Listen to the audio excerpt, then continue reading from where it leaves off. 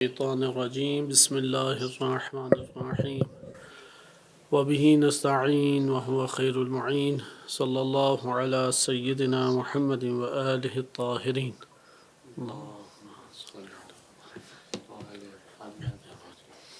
ہماری گفتگو کتاب چہل حدیث امام خمینی رحمۃ اللہ علیہ کی کتاب ہے، اس کے اوپر چل رہی تھی۔ حدیث اول کو ہم نے شروع کیا تھا۔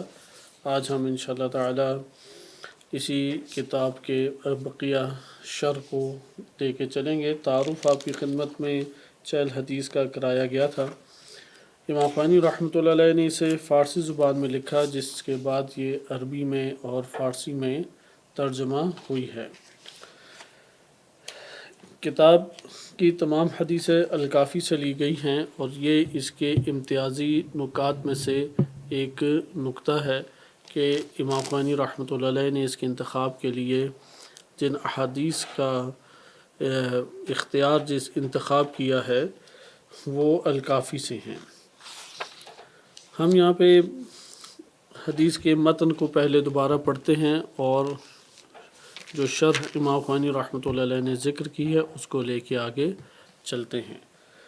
نبی اکرم صلی اللہ علیہ وسلم سے منقول یہ روایت ہے، جسے امام صادق علیہ السلام نے نقل کیا ہے کہ ایک لشکر جو نبی صلی اللہ علیہ وسلم نے جہاد کے لیے، جنگ کے لیے بھیجا تھا، جب واپس آیا تو مرحبا اور مبارکباد دیتے ہوئے نبی صلی اللہ علیہ وسلم نے استقبال کیا اور فرمایا قضوا الجہاد الاصغر، کہ انہوں نے جہاد اصغر تمام کیا ہے، وبقی علیہم الجہاد الاکبر، اور جہاد اکبر ابھی بھی ان پر باقی ہے۔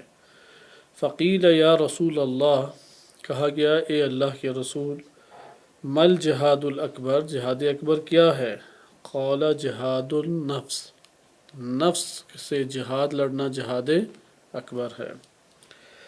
حدیث کے ظاہری معنی سے ہی ہمارے سامنے دو قسمیں سامنے آ جاتی ہیں جہاد کی، ایک ہے جہاد اصغر اور ایک ہے جہاد اکبر۔ وہ جہاد کہ جس میں انسان قتل ہو جاتا ہے، شہادت کی سعادت حاصل کرتا ہے، اس کو جہاد اصغر کہا گیا ہے۔ انسان جو محاذ پر جاتا ہے، انسان میدان میں جا کے لڑتا ہے، زحمت مشقت اٹھاتا ہے، گھر بار سے دور ہوتا ہے، اس کو جہاد اصغر سے تعبیر کیا گیا ہے۔ اس جہاد سے بھی بڑھ کر، اس جہاد سے بھی بالاتر ایک اور جہاد ہے، اور اس جہاد کو جہاد اکبر کہتے ہیں۔ جہاد اکبر سے کیا مراد ہے؟ صحابہ نے فوراً پوچھا کہ ایک عام انسان بھی یہ تصور کرتا ہے کہ سب سے افضل ترین اور سخت ترین جہاد وہی جہاد اکبر ہوگا، کیونکہ اپنے گھر بار کو ترک کر کے میدان میں جانا اور زحمت مشقت اٹھانا، تکالیف کو برداشت کرنا، زخموں کو، خطرات کو مول لینا، یہ سب کے سب چیزیں انسان کے لیے بہت سخت ہیں، اور ایک انتہائی شجاعت اور جرأت کی متقاضی ہے۔ لہذا اس کو عموماً جہاد اکبر ہی کا تصور آتا ہے کہ اس سے بڑھ کر کوئی اور جہاد نہیں ہوگا، لیکن نبی صلی اللہ علیہ وسلم نے فرمایا کہ اس سے بھی اوپر ایک جہاد ہے، اور وہ کیا ہے؟ جہاد اکبر ہے۔ جہاد اکبر کیا ہے؟ جہاد النفس۔ جہاد اکبر کیا ہے؟ جہاد نفس سے کیا مراد ہے؟ جہاد نفس سے مراد یہ ہے کہ انسان اپنے نفس سے جہاد کرے، اپنے نفس سے لڑائی لڑے۔ ساری کی ساری مشکل اسی جگہ پر ہے، جیسے امام خمینی رحمۃ اللہ علیہ اس کو بار بار ذکر کریں گے کہ سب کی سب مشکلات یہاں پر ہی ہے۔ انسان جو ہے وہ باہر سارے مقابلے، اپنے نفس سے باہر کے مقابلے سارے کر لیتا ہے، دھوپ بھی سہ لے گا، پیاس کی شدت کو بھی برداشت کر لے گا، اپنوں سے دوری کو بھی وہ تحمل کر لے گا، یعنی جہاں جہاں پر اس نے مقابلہ کرنا ہے، مقاومت کرنی ہے، اسے کر لیتا ہے۔ لیکن جب نفس کی باری آتی ہے تو نفس کے سامنے حرام ہو جاتا ہے، نفس کے سامنے جھک جاتا ہے۔ نفس کہتا ہے سو جاؤ تو اسے نیند میں بڑی مٹھاس آتی ہے، نفس کہتا ہے کھیل کود کی طرف مائل ہو، وہ اس کی بات مان لیتا ہے۔ نفس طرح طرح کے بہانے تراش کے اس کے سامنے لاتا ہے کہ تم اتنی یہ کام کیا، فلاں کام کیا، اب استراحت ہے، اب آرام ہے، یا بڑا پن انسان کے وجود کے اندر ابھارتا ہے، لذات کی طرف کھینچ کے لے کے جاتا ہے، تو اس نفس سے لڑائی کرنی ہے، نفس کے ساتھ باقاعدہ جہاد ہے۔ جہاد کلمہ باب مفعلہ سے ہے کہ یہ کتاب سے ہٹ کے یہ چند نکات عرض کر رہا ہوں، یعنی ظاہری ترجمے سے جو ابھی آپ کی خدمت میں نکات آ رہے ہیں۔ باب مفعلہ کا مصدر ہے، باب مفعلہ سے آپ جانتے ہیں کہ دو مصدر آتے ہیں، مفاعلتاً و فعالاً، جیسے مکاتبتاً و کتاباً، کاتبہ یکاتب مکاتبتاً و کتاباً، جاہد یجاہد مجاہدتاً و جہاداً۔ مفاعلہ مشارکت کے معنی میں آتا ہے، ایک فعل میں دو افراد باہمی جب مشارکت کرتے ہیں اور اسے بتانا ہوتا ہے، تو مثلا خط و کتابت چونکہ دو افراد میں ہوتی ہے اس لیے اسے مکاتبت کہیں گے، کتابت نہیں کہیں گے۔ اگر ایک بندے نے فقط لکھا ہے تو کیا ہے یہ کتابت، لیکن ایک چیز دوسرے کے لیے لکھی گئی ہے اور وہ بھی اس کا جواب ممکن ہے بھیجے، یہ مکاتبہ کہلائے گا۔ اسی طرح جہاد ہے کہ دونوں طرف لڑائی ہے، یعنی نفس ہمیں کھینچ کے لے کے جائے گا ایک عمل کی طرف، اور ہم نے نفس کو دور کرنا ہے اپنے سے، صحیح ہے، اس کی بات نہیں ماننی، اس کی مخالفت کرنی، یعنی خود اپنے اندر بعض چیزیں ہم نے انجام دینی ہے، یہ بیرونی نہیں ہے، ادھر ٹکراؤ بیرونی نہیں ہے، ادھر اول ٹکراؤ اپنے آپ سے ہے۔ جیسے ہوتے ہیں نا دو رفیق آپس میں، بعض ایسے اخلاق اسلامی نے ہر انسان کی تہذیب کے لیے اعمال بیان کیے ہیں کہ جس میں انسان کو اپنے نفس کے ساتھ مشغول ہونا لازم ہے۔ کس کے ساتھ اس نے مشغول ہونا ہے؟ اپنے نفس کے ساتھ۔ مثلا دو میں امور بیان کر دیتا ہوں، یہ جہاد ہے اور ایک ہے محاسبہ۔ محاسبہ ہوتا ہے نا، جیسے کہ کوئی دو تاجر ہیں ان جنہوں نے تجارت کی ہے، وہ اپنے پھر حساب کتاب کرتے ہیں۔ اسی طرح سے انسان ہر روز روایات میں وارد ہوا ہے کہ اس شخص کا ہم اہل بیت سے تعلق نہیں ہے، کثیر روایات ہیں اس موضوع پہ کہ اس شخص کا ہم اہل بیت سے تعلق نہیں ہے جو ہر روز اپنا حساب کتاب نہیں کرتا، یعنی تنہائی اپنے لیے اہتمام کرے تنہائی کا، اور تنہائی میں ایک جگہ پر سکون سے بیٹھے اور اپنے آپ کو اپنے سامنے حاضر قرار دے، اپنے آپ کو اپنے سامنے حاضر سمجھے، اور اب ایک ایک چیز کا حساب لے قبل اس کے کہ اللہ سبحانہ و تعالیٰ انسان کا حساب لے۔ انسان کو اپنا حساب خود کر لینا چاہیے، اگر اس سے برائیاں جو صادر ہوئی ہیں اس پہ توبہ کرے، یہ روایت کے الفاظ ہیں، اور اگر اچھائیاں صادر ہوئی ہیں تو اس پہ اللہ کی حمد بجا لائے اور توفیق طلب کرے کہ یہ سلسلہ اس کا جاری رہے، صحیح ہے، یہ سلسلہ جاری رہے۔ مثلا آپ فجر کے ٹائم یا سحری کے ٹائم اٹھتے ہیں اور بالکل تنہائی میں ایک جگہ چلے جاتے ہیں، خلوت میں چلے جاتے ہیں، اور وہاں پہ اپنے آپ کو اپنے سامنے قرار دیں، اور اب پوچھیں کہ اچھا تم نے نماز پڑھی تھی تو کیوں تم نے یہ نماز پڑھی؟ آگے سے جواب آئے گا اللہ کے لیے، آگے سے پھر اسے جواب دیں اگر اللہ کے لیے پڑھی ہوتی تو پھر تو تم یہ اہتمام کرتے، تم نے تو بس ایک واجب اتارا ہے۔ اچھا فلاں جو تم نے پیسے دیے تھے، فلاں جو جملہ بولا تھا، فلاں جو عمل انجام دیا تھا، وہ کیوں تم نے انجام دیا؟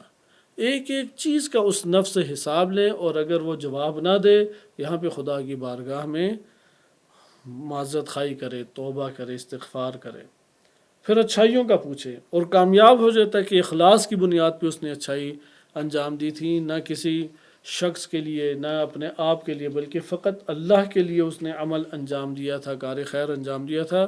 اللہ کا شکر ادا کرے کہ پروردگار یہ خزانہ تو تیرے پاس تھا، میری سرزمین نفس تو اس سے خالی ہے، تاریک ہے، تو نے یہ بارش میرے نفس کے اوپر برسائی اور چند قطرے چند بوندے اخلاص کی میرے نفس کے اوپر پڑی ہیں تو یہ عمل صادر ہوا ہے۔ اگر یہ بارش رحمت نہ ہوتی تو میرے اس تاریک نفس کے اندر کچھ بھی نہ رہ جاتا تاریکی کے علاوہ، لہٰذا اس کا بھی کمال کا جو ارجاع ہے، رجوع ہے، وہ ایک بار الہ تیری طرف ہے۔ اس طرح سے باتیں کرے نفس کے ساتھ، لہٰذا یہ ایک محاسبہ ہے۔ اسی طرح سے مجاہدت ہے، یعنی نفس کے خلاف، نفس کے کہ آرام کرو، آپ کہیں کہ چونکہ تو نے کہا اس لیے میں نے تجھ کو اذیت دینے کے لیے بھی میں آرام نہیں کروں گا۔ اس سے بعض اوقات دوسرے کو اذیت دینے کے لیے کام کرتا ہے نا، کہ میں نے تجھ کو اذیت دینی ہے اس لیے میں چند منٹ دیر سے سو رہا ہوں، یا یہ کہ چونکہ تجھ کو میں نے تیری بات نہیں ماننی، تجھ کو اذیت دینی ہے، تیری میں نے مخالفت کرنی ہے، میں اس لیے یہ کام کروں۔ یہ تفصیل کے ساتھ آئے گا۔ مشارطہ، مراقبہ کے عنوان سے جو معنی آتے ہیں اس میں ان مباحث کو ذکر کیا جاتا ہے۔ بہرحال جہاد نفس سے مراد ہمیں سمجھ آ گئی کہ جہاد نفس یعنی نفس کی مخالفت کرنا۔ بعض جگہوں پہ نفس کی مخالفت کرنا کیا ہے؟ شرعاً واجب ہے۔ نفس کی مخالفت بعض مقامات پہ کیا ہے؟ شرعاً واجب ہے۔ بعض جگہوں پر مستحب ہے، بعض جگہوں پر مباح ہے۔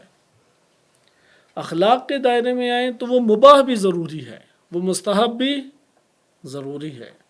نفس کی مخالفت بعض جگہوں پر کیا ہے؟ واجب ہے۔ نفس کی مخالفت لازم ہے انسان کے لیے کہ وہ نفس کی مخالفت کرے، لیکن بعض مقامات پہ مستحب ہے نفس کی مخالفت، اور بعض اوقات مباح ہے۔ کوئی حرام مورد بھی ہو سکتا ہے، ممکن ہے حرام مورد بھی ہو جہاں پہ نفس کی مخالفت کرنے سے انسان کا بدنی نقصان ہوتا ہے۔ بہرحال وہ ہمارے اس بحث سے خارج ہے۔ یہ تین پیش نظر ہیں۔ اگر نفس گناہ کے اوپر ابھارے، نفس کی مخالفت کرنا واجب ہے یا نہیں؟ ورع کے باب میں ہم سابقاً پڑھ چکے ہیں تفصیل کے ساتھ کہ ورع یعنی ترک محرمات، شہوات کے ترک کرنے کے تینوں معنی ہو سکتے ہیں۔ ایک دفعہ شہوات کا ترک کرنا اس وقت واجب ہوتا ہے جب وہ حرام کی حد تک پہنچی ہو۔ ایک دفعہ شہوت کو پورا کرنا انسان چاہتا ہے، مثلا نیند سونا چاہتا ہے، اچھا کھانا کھانا چاہتا ہے، پھرنا چاہتا ہے، دوستوں کی محفل میں بیٹھنا چاہتا ہے انسانی نفس، تو ٹھیک یہاں پہ ایک اشتہا انسان میں پائی جاتی ہے، پوری کر سکتا ہے، لیکن اگر اسے کنٹرول کرے، مستحبات اس میں اللہ تعالیٰ نے قرار دیے ہیں۔ بس خلاصہ کلام اس جگہ پہ ہم نے دیکھا بعض مقامات پہ نفس کی مخالفت واجب ہے شرعاً فقہاً۔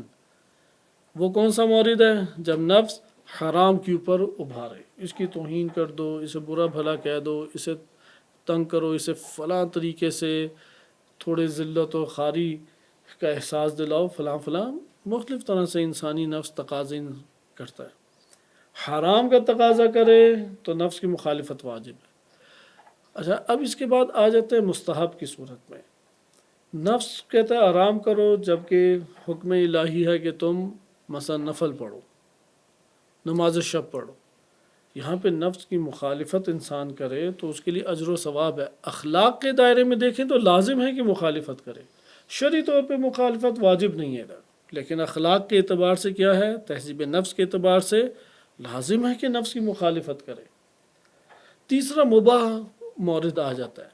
مباح مورد ہوتا ہے چھوڑنا اور نہ چھوڑنا دونوں فقہی طور پہ برابر ہو۔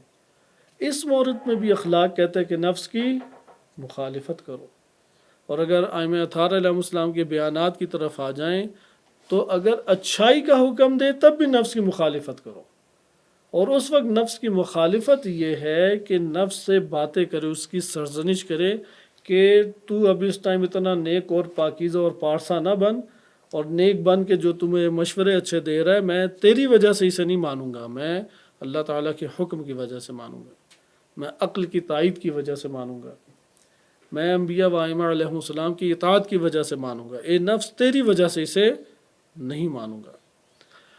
اچھا، یہ عمل جو عرض کیا جا رہا ہے جہاد النفس، یا بعض جگہوں پہ جہاد بالنفس کی تعبیر آئی ہے، نفس کے ساتھ آپ نے لڑائی لڑنی ہے، جہاد کرنا ہے۔ کیسے لڑائی لڑیں؟ یہ تو پتہ لگ گیا کہ اس طرح سے مورد ہے کہ نفس کی بات نہیں ماننی۔ اگر کوئی یہ کام کرنے میں کامیاب ہو جائے تو یہ اولیاء اللہ میں سے بن جاتا ہے۔ ہر انسان اپنی سطح اس طور پہ رکھتا ہے کہ کتنا نفس کے خلاف لڑ لیتا ہے۔ حرام کے خلاف لڑنا تو لازم و واجب ہے سب کے لیے، لہذا حرام کو بھی اگر کوئی اس طور پہ جنگ اور لڑائی کر کے اپنے نفس کو رام رکھتا ہے، مثلا وہ لفظ نہیں غصے میں کہتا جو شریعت نے جسے حرام قرار دیا، کسی کی تذلیل نہیں کرتا، اہانت نہیں کرتا، کسی کا مذاق تمسخر نہیں اڑاتا، یہ واجب چیزیں ہیں۔ اس سے بھی انسان کے نفس کی ترقی اور ایمان کے آثار ظاہر ہوتے ہیں، چونکہ ایمان در حقیقت حقیقی معنی میں نفس میں اجاگر ہی تب ہوتا ہے کہ جب اس کے لوازم دکھائی دیں۔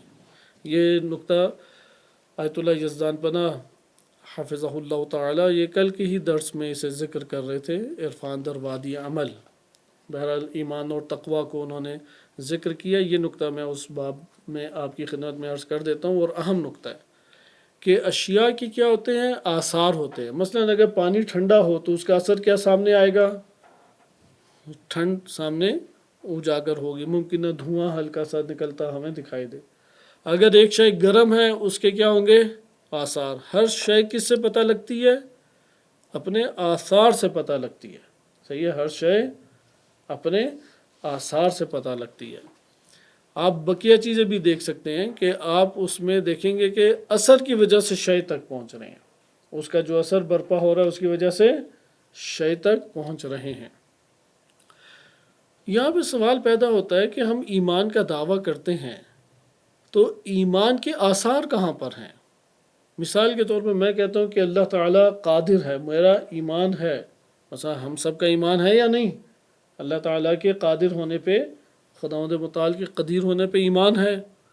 اگر یہ ایمان ہے تو پھر راتوں کو خوف کیوں آتا ہے، کیوں ڈرتا ہے انسان راتوں کو، کیوں خطرات کا احساس اپنے نفس کے اوپر بیجا لے لیتا ہے. آثار سے پتہ لگتا ہے ایمان ہے یا نہیں. رازق اللہ کی ذات ہے، ایمان ہے یا نہیں. اگر یہ ایمان ہے کہ اللہ کی ذات رازق ہے تو کیا ہے اس کا اثر.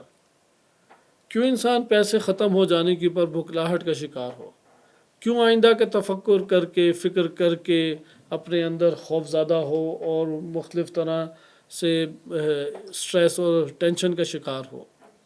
آثار بتاتے ہیں کہ ایمان، چونکہ جس کو اللہ کے رازق ہونے کے اوپر ایمان ہے وہ کل کے دن کی کوئی ٹینشن نہیں اٹھائے گا، کل کے دن کی کسی قسم کی فکر نہیں اٹھائے گا. اسی طرح اللہ پہ توکل ہے یا نہیں. کوئی کہے کہ ہاں ایمان ہے مجھے، تو اللہ پہ توکل کی کیا ہے، آثار ہیں، آثار ظاہر ہونے چاہیے.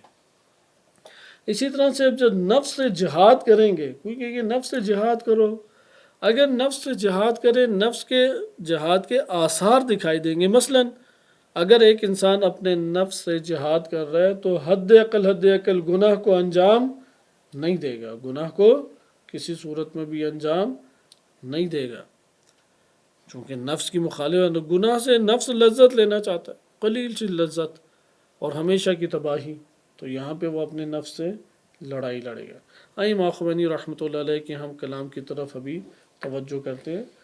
امام خمینی رحمۃ اللہ علیہ آگے کے بیان میں بہت خوبصورت ایک تشبیہ کو ذکر کرتے ہیں، اور یہ تفکر جو ہے وہ ائمہ اہل بیت علیہ السلام کی حدیث مبارک جو الکافی میں ہے، جنود العقل والجہل، اس سے انہوں نے یہ اقتباس لیا ہے.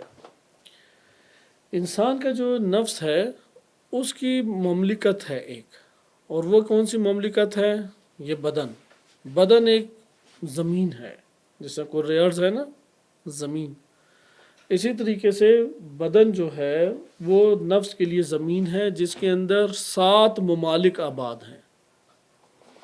ہمارے اس جسم کے اوپر کتنے ممالک ہیں، 7 ممالک آباد ہیں. وہ 7 ممالک کون سے ہیں، ان میں سے جو پہلا ہمارے پاس ملک ہے، اسے سبع اقالیم بھی کہتے ہیں، سبع ملکیہ بھی کہتے ہیں. اس لیے اس کو ذرا دقت سے معنی کو سمجھنے کی کوشش کرنی چاہیے، اور اس کو مختلف بڑے بڑے عرفاء نے اپنی شاعری میں بھی ذکر کیا ہے کہ انسانی نفس کی جو مملکت ہے وہ کہاں پہ پھیلی ہوئی ہے، 7 ممالک پر پھیلی ہوئی ہے. کہاں پھیلی ہوئی ہے انسانی نفس کی، ہاں 7 ممالک کون کون سے ہیں. ان میں سے پہلا ہے انسان کی یہی 5 جو حواس خمسہ ہیں. آنکھ ہے ایک ملک، کان دوسرا ملک، زبان تیسرا ملک. اسی طرح سے انسان کی کھانے کی حص ہے جس کو ہم کہہ سکتے ہیں کہ یہ چوتھی شکم بھی سے تعبیر کر سکتے ہیں. بس ایک ہو گیا کان، آنکھ، زبان، یہ 3 ممالک ہیں. نمبر 4 شکم پیٹ، نمبر 5 فرج شرمگاہ، نمبر 6 ہاتھ، اور نمبر 7 پاؤں. یہ 7 ممالک ہیں، ان 7 ممالک کے اوپر ایک جنگ جاری ہے، صحیح ہے، 2 بادشاہ ہیں، ان بادشاہوں کے درمیان کیا ہے؟ جنگ ہے، 7 ممالک، اور کس نے اس کے اوپر مملکت قبضہ کرنا ہے، کس نے اس کے اوپر سلطان بننا ہے۔ وہم کہتا ہے کہ میں نے سلطان بننا ہے، انسانی وہم کہتا ہے کہ میں اس کا بادشاہ ہوں، میں سلطان ہوں، یہ 7 ممالک میرے ماتحت ہوں۔ عقل کہتی ہے، یا اسے آپ کہہ سکتے ہیں کہ باطن نفس کہتا ہے کہ نہیں، میں اس کے اوپر حاکم بنوں گا۔ بس کتنے بادشاہ ہو گئے؟ 2 بادشاہ، اور ممالک کتنے ہیں؟ 7۔ یہ جو 7 ممالک ہیں، ان 7 ممالک کے اوپر 2 بادشاہوں کے درمیان لڑائی ہے، ہر 2 بادشاہ کے لشکر ہیں، ہر 2 بادشاہ کے لشکر ہیں۔ اس کو جنود العقل والجہل کہتے ہیں، کہ ایک عقل کے لشکر ہیں 70 لشکر، اور ایک جہل کے لشکر ہیں۔ یہ ایک تعبیر جو ائمہ اہل بیت علیہ السلام سے ہمارے پاس آئی ہے، بہت عمیق معنی رکھتی ہے۔ جیسے کہ پہلے بھی عرض کیا تھا، ہم نے گزشتہ درس کا جو اختتام کیا تھا وہ در حقیقت اس معنی کے اوپر کیا تھا کہ نفس کے مقامات اور درجات ہیں۔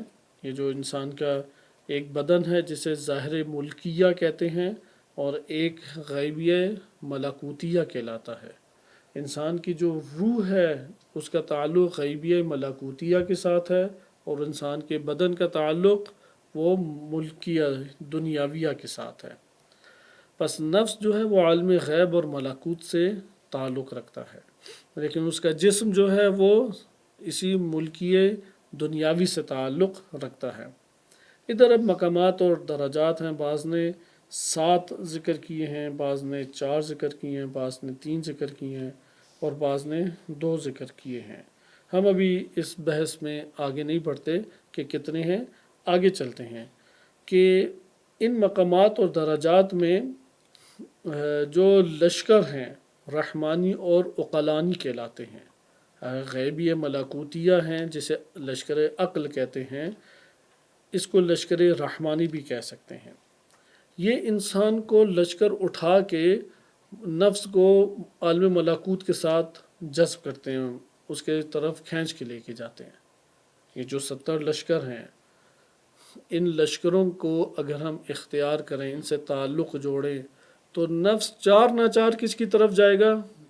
وہ اوپر بالا جائے گا، ملکوت کی طرف جائے گا۔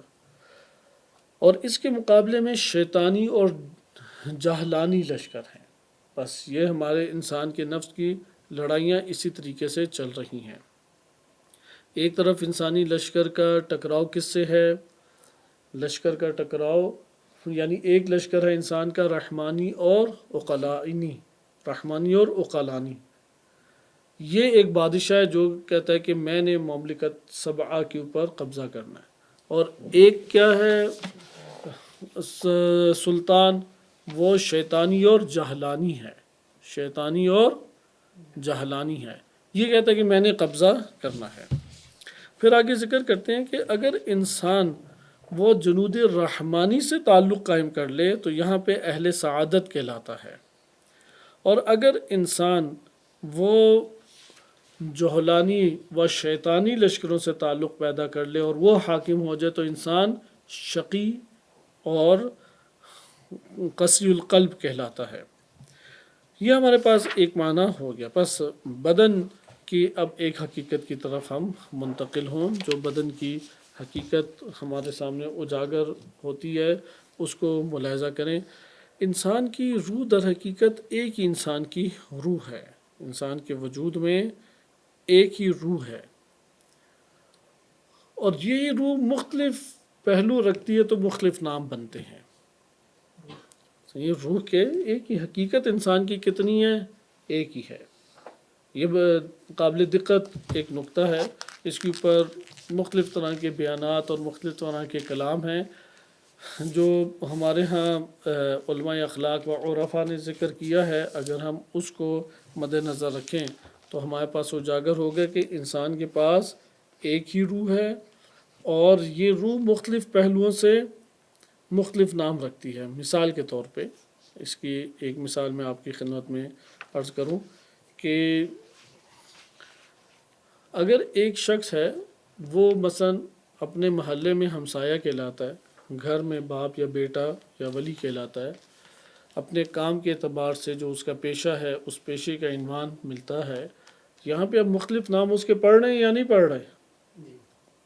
تو یہاں پہ جو اس کے مختلف نام پڑھ رہے ہیں اس سے اس کی حقیقت تبدیل ہو گئی، یا ایک ہی حقیقت مختلف پہلوؤں سے جب سامنے آ رہی ہے تو اس کے نام پڑھ رہے ہیں۔ اسی طرح نفس ایک حقیقت ہے، اس کے مختلف پہلو جب آپ ملاحظہ کرتے ہیں تو کبھی اسی ایک نفس کو قلب کہہ دیا جاتا ہے، کبھی اسی نفس کو عقل کہتے ہیں، کبھی اسی نفس کو روح کہتے ہیں، کبھی اسی نفس کو ہم بدن کہتے ہیں۔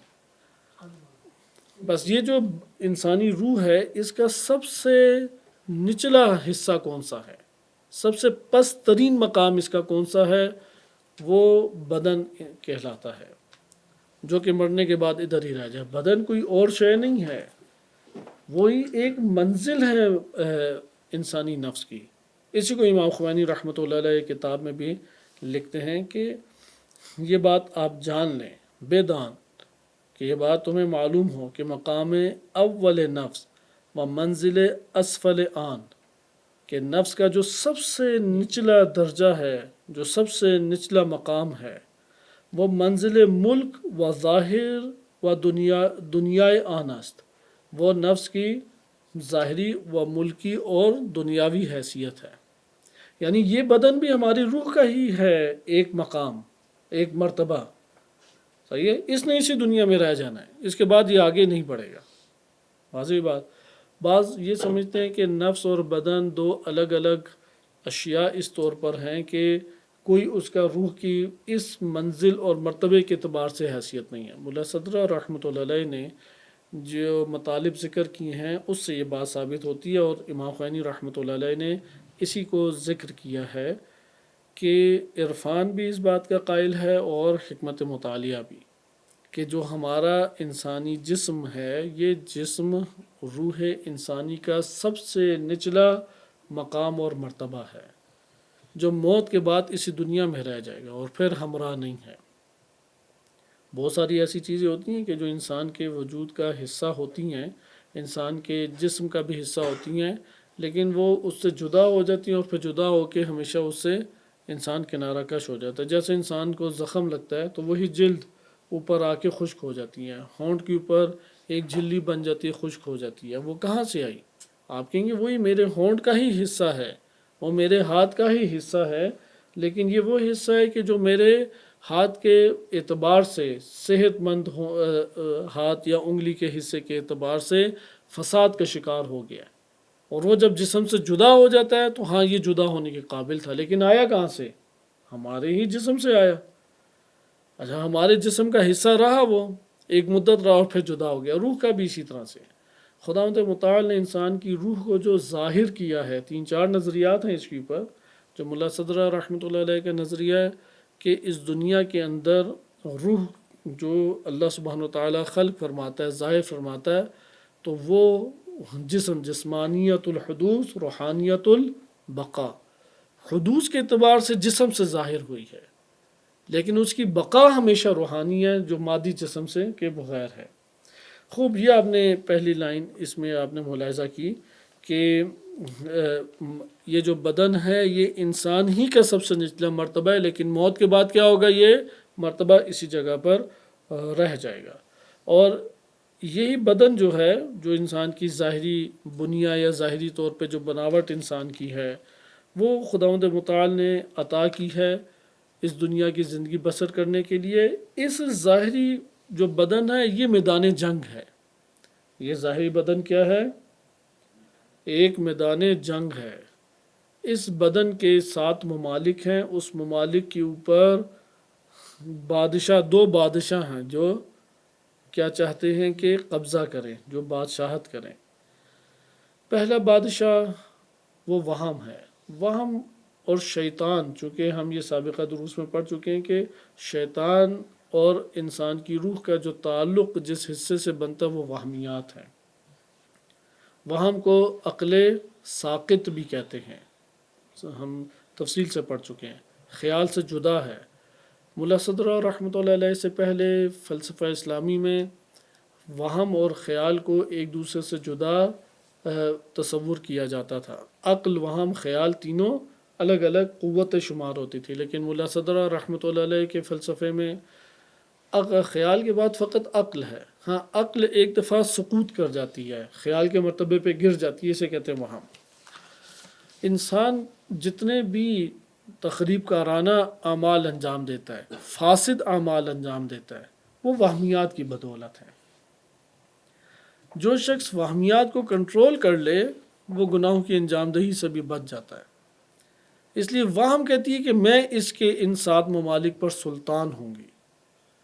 وہم آ کے سلطنت کرتی ہے، اس لیے وہ وہم کی اساس پہ دیکھتا ہے، وہم کی اساس پہ بولتا ہے، وہم کی اساس پہ سنتا ہے، وہم کی اساس پہ کھاتا چلتا پھرتا استعمال اپنے ہاتھ پاؤں کو کرتا ہے.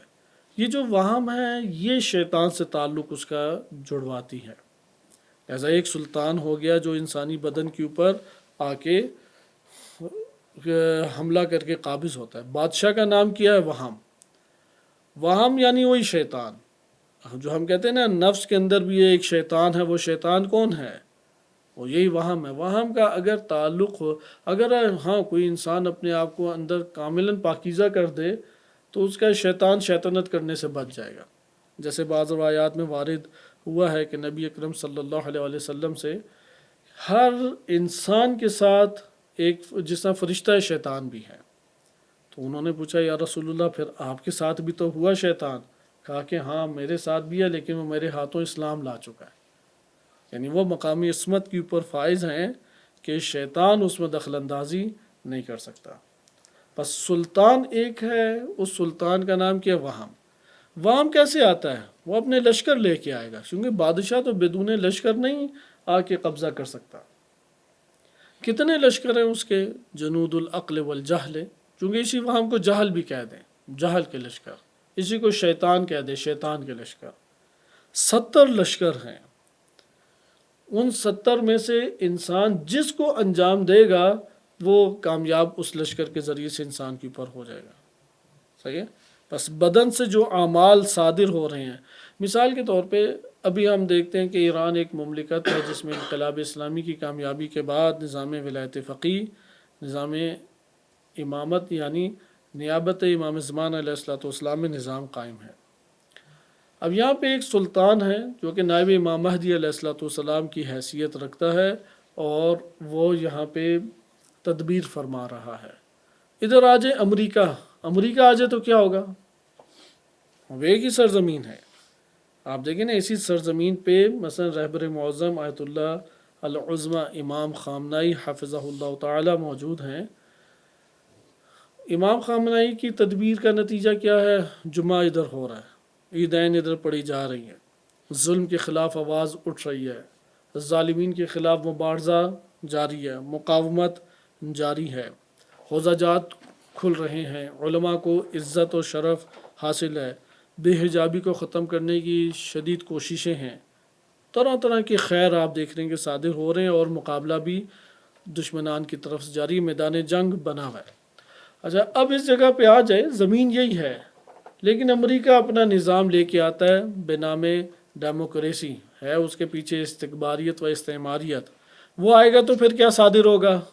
فحاشی کے اڈے کھل جائیں گے، حوزہ جات کو بند کرنے لگ جائے گا، ظلم و ستم کے ساتھ مبارزہ ختم ہو جائے گا، ظلم کے خلاف صدائے حق وہ دب جائے گی، مظلوم کا ساتھ دینا وہ ختم کر دیا جائے گا، تشیع اور دین حق کی جو نشر و اشاعت ہے وہ ختم کر دی جائے گی. آپ نے دیکھا آثار ہیں، ایک ہی ملک ہے، وہی ادارے ہیں، لیکن بادشاہ اپنے لشکر لے کے آیا ہے. تو ایک لشکر ہے جو فحاشی کے اڈے کھول رہا ہے، ایک لشکر ہے کہ جو آ کے مثال کے طور پہ بے حجابی کو لا رہا ہے، ایک لشکر ہے جو جہالت کو فروغ دے رہا ہے، ایک لشکر کرپشن کو فروغ دے رہا ہے، ایک لشکر آ رہا ہے کہ جو مظلومین کے اوپر اور ظلم و ستم کر رہا ہے، ظالمین کے خلاف آواز کو بند کر رہا ہے. یہ لشکروں کے ذریعے وہ کرے گا نا. انسانی جسم اس کے اوپر بھی 7 ممالک ہیں، یہ 7 ممالک سارے ام الفساد ہیں.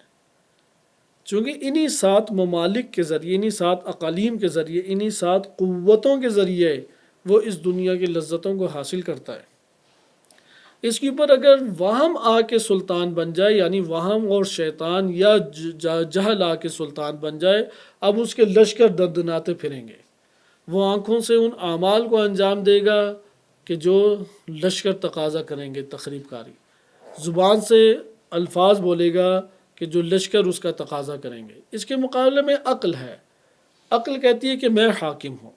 یہاں پہ ایک سوال میں آپ کی خدمت میں عرض کرتا ہوں، یہ جھگڑا تو چلو سامنے آ گیا، اللہ تعالیٰ نے کس کو حاکم بنایا ہے؟ بدن کے اس میدان جنگ جو ہو رہی ہے اس مملکت کا حاکم اللہ نے کس کو بنایا؟ سلطان اللہ نے کس کو بنایا؟ عقل کو یا وہم کو؟ اسی طریقے سے رحمان کی سلطنت ہونی چاہیے، شیطان کی سلطنت ہونی چاہیے؟ یقیناً رحمان کی سلطنت کیسے ہوگی؟ رحمات کی سلطنت اس وقت تک نہیں ہو سکتی جب تک ان لشکروں کو نہ آباد کریں ان ممالک میں۔ ہر مثلا آنکھ ایک ملک ہے، آنکھ کے میدان میں جنگ جاری ہے، وہاں ہم نے لشکر بھیجے ہیں، وہ کہتا ہے کہ قبضہ کرو اور عمل انجام دو۔ عقل اپنے لشکر بھیجتا ہے، وہ کہتا ہے کہ قبضہ کرو اور عمل انجام دو۔ انسانی نفس کے اندر یہ دونوں چیزیں موجود ہیں۔ زبان کیا ہے؟ ایک میدان جنگ ہے، وہاں ہم یہ کہتا ہے کہ تہمت لگاؤ، جھوٹ بولو، توہین کرو، اہانت کرو، اسی سے فحش گوئی کرو، یہ وہم، یہ سارے لشکر ہیں۔ مثلا جھوٹ کیا ہے؟ لشکر وہم ہے یا لشکر جہل ہے۔ اچھا، اسی طریقے سے عقل ہے، عقل کیا ہے؟ صداقت کو انجام دو، صداقت کیا ہے؟ لشکر عقل ہے۔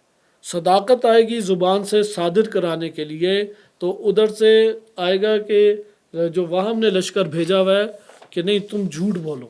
صداقت اور کذب میں جب لڑائی ہوگی تو یہ میدان جنگ کون بن رہا ہے ادھر؟ زبان۔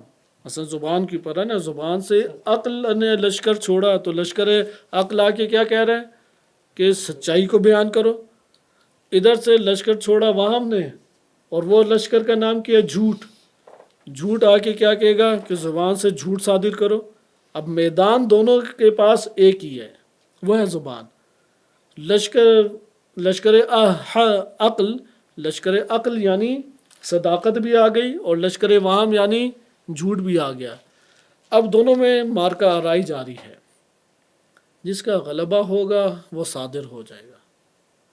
اگر سلطان وہم بن گیا، سلطان وہم کب بنے گا؟ جب زبان سے جھوٹ ہم نے صادر کر دیا، وہم جیت گیا، وہم غالب آ گیا، وہ بادشاہ بن گیا۔ ہاں، آج کے ہر لحظہ یہ جنگ جاری ہے۔ ممکن ہے دوپہر تک تو لشکر حق جو ہے وہ غالب تھا، صحیح ہے، لیکن شام ہوئی اور نیند کے عالم میں اس نے بالفرض اٹھا اور طبیعت تھوڑی بگڑی ہوئی تھی، چند ناگواریاں پیش آئیں، تو یہاں پہ اب وہم نے اس کے لیے بہت بڑا منظر کھینچ کے بیان کیا، تمہارے ساتھ یہ بھی زیادتی ہوتی ہے، وہ بھی زیادتی ہوتی ہے۔ اب یہ جو وہ وہم آ کے تصورات پیدا کر رہا ہے، عقل کے لشکروں کو ضعیف کر رہا ہے، اور پھر اس نے جھوٹ ایک بھیج دیا۔ اب جھوٹ بھیجا تو اس نے صداقت کو جا کے ایک سخت جنگ کر کے ہرایا، اور زبان سے کون صادر ہو گیا؟ جھوٹ صادر ہو گیا۔ انسان کے وجود میں یہ انتہائی تیزی سے عمل انجام پا رہا ہے۔ یہ میدان جنگ کس وقت خاموش ہوتا ہے؟ ایک سوال آخری، اور اس میں دوسری بحث کا ہم آغاز کر کے انشاءاللہ تعالی ختم کرتے ہیں۔ میدان جنگ یہ کب ختم ہوتا ہے؟ ابھی ہمیں پتہ لگ گیا، زبان ایک میدان جنگ ہے، آنکھ کیا ہے؟ دوسری میدان جنگ، کان ایک اور میدان جنگ ہے، ہاتھ پاؤں میدان جنگ ہے، شکم میدان جنگ ہے۔ یہ جو میدان جنگ ہیں، ان میدان جنگ میں جنگ کب ختم ہوگی؟ جنگ آیا جب ہم سو جاتے ہیں جنگ ختم ہے، تو جنگ ختم نہیں ہے۔ جیسے کہ علامہ حسن زادہ عملی رحمۃ اللہ علیہ فرمایا کرتے تھے کہ اس میں الہی ہے، لا تأخذہ سنۃ ولا نوم، کہ اسے نہ نیند آتی ہے نہ اونگ آتی ہے۔ اس اسم کا مظہر کون ہے؟ نفس انسانی، وہ کبھی نہیں سوتا، جب سے خلق ہوا ہے سوتا نہیں ہے، جسم سوتا ہے، اس لیے انسان خواب میں مشغول ہو جاتا ہے۔ ہاں، بعض لوگوں کا دنیاوی امور میں اس قدر شدت سے مشغولیت رہتی ہے کہ انہیں خواب کا احساس ہی نہیں ہوتا۔ ایسا نہیں ہے کہ خواب نہیں آتا، انہیں نہیں ایسا خواب کی طرف توجہ جاتی، اتنی شدید ان کی مشغولیت اور ارتباط دنیا کے ساتھ ہوتا ہے۔ سوال کا جواب یہ ہے کہ ایک ہی مورد ہے کہ جب یہ میدان جنگ خاموش ہو جائے گی، اور اس کا نام ہے موت۔ ہر سیکنڈ یہ جاری ہے، سیکنڈ سے بھی اگر کوئی ہم نیچے آ سکیں تب بھی یہ میدان جنگ جاری ہے۔ اور ایک دفعہ فتح کبھی بھی نتیجہ نہیں دیتی کہ یہ آئندہ بھی فتح یاب ہے۔ مثلا اس سیکنڈ میں فتح یاب ہوں، عقل کے لشکر نے فتح حاصل کر دیا، عقل بادشاہ بن گیا، اگلے منٹ کیا عقلی بادشاہ ہے، اس سے اگلے گھنٹے کیا عقلی بادشاہ ہے۔ یہ ہر روز کی جنگ ہے، اس لیے جہاد اکبر ہے کہ یہ جنگ ختم نہیں ہوتی۔ وہ چونکہ جہاد اصغر ہے، چونکہ وہ جنگ ختم ہوئی، مارکا رائی کی، واپس آ گئے، لیکن جہاد اکبر وہ تو جاری ہے۔ لہٰذا امام خمینی رحمۃ اللہ علیہ کے چند کلمات ہم پڑھیں، اور اگلے درس میں اب ہم انشاءاللہ پڑھیں گے کہ اس میدان جنگ میں عقل کو حاکم کرنے کے کیا مراحل ہیں۔ مثلا امام خمینی رحمۃ اللہ علیہ نے بعض مراحل ذکر کیے ہیں: تفکر، اس کے بعد ارادہ، پھر ہے تذکر، پھر اس طرح سے آگے بڑھتے ہیں۔ پھر تفکر کو انشاءاللہ ہم اگلے درس میں پڑھیں گے۔ یہ ہیں جن کے ذریعے سے ہم نے اپنے وجود کے اندر جہاد اکبر کو انجام دینا۔ اگر کوئی تفکر، اگر کوئی ارادہ اور تذکر کو اختیار نہیں کر پاتا، جہاد اکبر انجام نہیں دے سکتا۔ ایسا نہیں ہے کہ بس جہاد اکبر کہہ دیا تو کسی بھی طریقے سے انسان نے انجام دے لیا تو وہ جہاد اکبر انجام پا جائے گا، نہیں، اس کے پھر آگے مراتب بیان کیے ہیں امام خمینی رحمۃ اللہ علیہ۔ اس لیے آخری نکات ملاحظہ کریں۔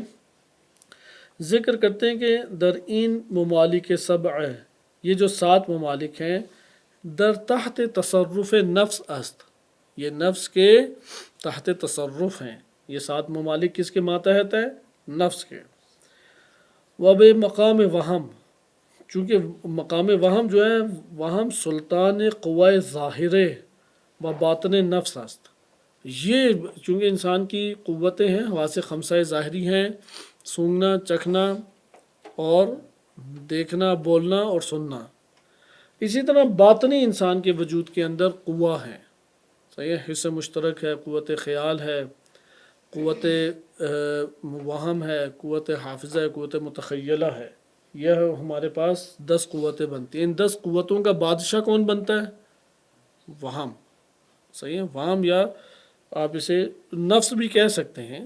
نفس البتہ اس معنی میں، وہم کے معنی میں نفس، مثبت معنی میں نہیں۔ اور یہاں پہ اگر وہم حکومت کر لے تو پھر شیطان آ کے اس میں تصرف کرتا ہے، شیطان سے انسان کے سگنل مل جاتے ہیں۔ یہ اس کو پھر اس کی انسان کی قوتوں کو لشکر شیطان استعمال کرتا ہے۔ آنکھ سے وہ دیکھے گا جو شیطان چاہ رہا ہے، زبان سے وہ بولے گا جو شیطان چاہ رہا ہے، ہاتھ سے وہ انجام دے گا جو شیطان چاہ رہا ہے۔ لہٰذا وہم کو کنٹرول کریں گے، شیطان ہمارے اندر صلاحیت نہیں کر سکتا۔ پھر آگے ذکر کرتے ہیں کہ یہ مملکت آہستہ آہستہ شیطان کی سلطنت کے ماتحت آ جائے گی۔ شیطان کے سلطنت کے ماتحت آئے، جیسے ابھی امریکہ کی مثال دیا ہے، کیا کیا چیزیں ادھر کھل جائیں گی۔ قتل و غارت کا ایک عجیب سما ہوگا، برے طریقے سے کرپشن پھیل جائے گی، طرح طرح کے مسائل ایجاد ہو جائیں گے۔ سب نعمتیں ہوتے ہوئے بھی اس نعمت سے استفادہ اس مملکت کے لوگ نہیں کر سکیں گے، کیونکہ امریکہ آ کے حاکم ہو گیا ادھر۔ اسی طرح شیطان اگر اس مملکت کے اوپر تصرف کرنے لگے تو پھر خیر اور نور کو وہ قائم نہیں رہنے دے گا۔ اللہ ولی الذین آمنوا یخرجہم من الظلمات الی النور، اگر اللہ ولی بن جائے، اگر اللہ حاکم بن جائے تو پھر کیا ہوگا؟ ظلمتوں سے نکال کے کیا ہے؟ کہاں پہ؟ نور پہ لے آئے گا۔ والذین کفروا اولیاءہم الطاغوت، وہ جو کفر کرتے ہیں، اللہ سبحانہ و تعالیٰ کی آیات کو قبول نہیں کیا، عمل نہیں کیا اس پر، تو ان کے اولیاء کون بن جاتے ہیں؟ طاغوت۔ وہ کیا کرتے ہیں؟ یخرجونہم من النور الی الظلمات، وہ پھر نور سے نکال کے ظلمتوں میں لے آئیں گے۔ اچھا خاصا پڑھ رہا تھا، پڑھائی کے بے دل ہی نہیں لگتا۔ اچھا نمازیں پڑھتا تھا، اب نمازوں کی طرف بھی رغبت نہیں ہے۔ اچھا اسی طریقے سے کار خیر انجام دینے میں جلدی کرتا تھا، اب کار خیر بھی انجام نہیں دیتا۔ کوئی پیسہ جیب سے نکل جاتا تھا، اب صدقات بھی اللہ کی راہ میں خرچ نہیں کرتا۔ جیسے امام علی علیہ السلام نہج البلاغہ میں فرماتے ہیں کہ تم لوگوں کو کیا ہو گیا ہے کہ اللہ سبحانہ و تعالیٰ نے تمہیں خلق کیا ہے. یہ کس نے بدن دیا ہے؟ اللہ نے. یہ روح اور نفس کس نے دیا ہے؟ اللہ تعالیٰ نے. لیکن تم اسے اللہ کی راہ میں خطرات میں نہیں ڈالتے. دنیا کے لیے تو ڈال دیتے ہو، اللہ کے لیے خطروں میں نہیں ڈالتے. یہ مال کس نے دیا تمہیں؟ اللہ نے. لیکن اس کی راہ میں خرچ نہیں کرتے. شکوہ صحیح ہے یا نہیں؟ جس نے دیا اس کی راہ میں نہیں خرچ کرتے اور دوسروں کی راہ میں خرچ کرنے کی طرف آ جاتے. جیسا آپ نے یہ ملاحظہ کیا کہ سلطنت شیطان بن جاتی ہے. جیسے بھی نیتن یاہو اور یہ بش اور یہ ٹرمپ اور یہ جتنے بھی فساق بیٹھے ہوئے ہیں، ان کے وجود کے اوپر شیاطین اس طرح سے قابض ہیں کہ یہ خود آئمہ کفر اس ٹائم بن چکے ہیں. صحیح، یہ شیاطین کے سردار اس ٹائم بن چکے ہیں. آگے دیکھیں، وہ لشکر رحمان و جنود عقل مزمحل گردن. آہستہ آہستہ کیا یہ کریں گے؟ لشکر عقل کو بھگا دیں گے، اسے دور کر دیں گے اور اسے شکست دے دیں گے. اور اس طریقے سے انسان اس نشأ ملک میں، یعنی اس مادی دنیا میں و دنیائی انسان میں، انسان کو کھینچ کے لے جائے گا. نفس کو جہاں سے ہجرت کرنی تھی، دور ہونا تھا، اس سے تعلق جوڑ دے گا. اور اگر اس کے مد مقابل اور آہستہ آہستہ عقل و شر جو ہے اس میں اگر وہم در تحت تصرف عقل و شر در آنہا تصرف نمایت، اگر اس کا برعکس ہو کہ وہم کس کے ماتحت آ جائے؟ عقل اور شر کے. انسان کی یہ مملکت، یہ سرزمین، یہ 7 ممالک، یہ شریعت اور عقل کے آثار کا ایک بہترین مجموعہ بن جائیں گے، ایک بہترین اس کو ظاہر کرنے والی خوشنما سرزمین بن جائے گی. اور اس طرح سے پھر عقل اور اس کے جنود جو ہیں، اس کے لشکر آ جائیں گے. اور پس جہاد نفس جہاد بزرگ است، کہ جہاد بزرگ کا سب سے بڑا جہاد یہ جہاد نفس ہے کہ لشکر وہم کو بھگانا ہے، لشکر حق کو قائم رکھنا ہے. صحیح ہے.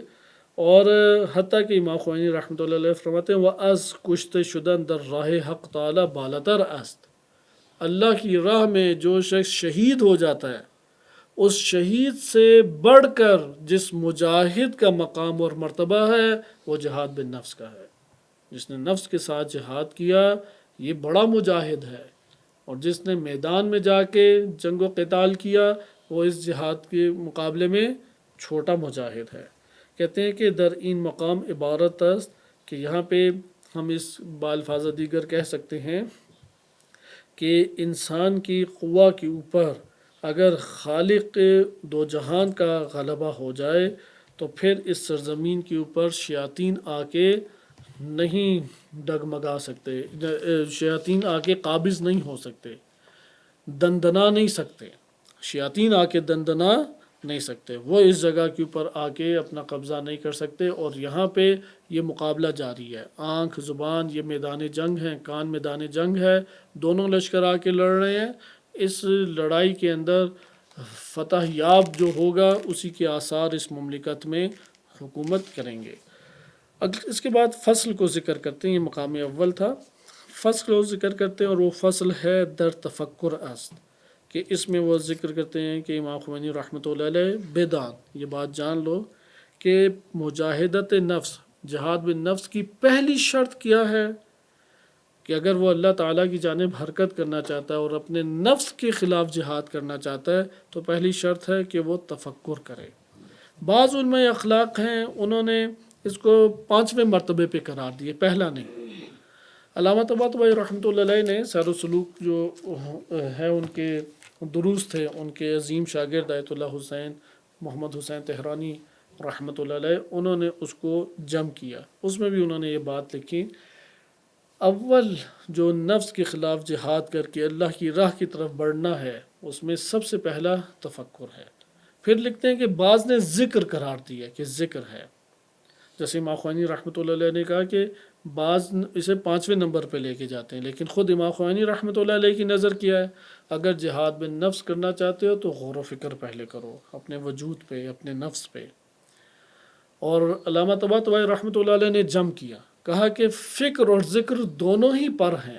یہ وہ پر ہیں جس کے ذریعے سے اللہ کی طرف ہجرت کرنے والا، اللہ کی طرف حرکت کرنے والا پرواز کرتا ہے، لہذا فکر بھی ضروری ہے اور ذکر بھی ضروری ہے۔ اس کو انشاءاللہ بقیہ ہم اگلے درس میں پڑھیں گے۔ صلی اللہ علیہ سیدنا محمد و آلہ الطاہرین۔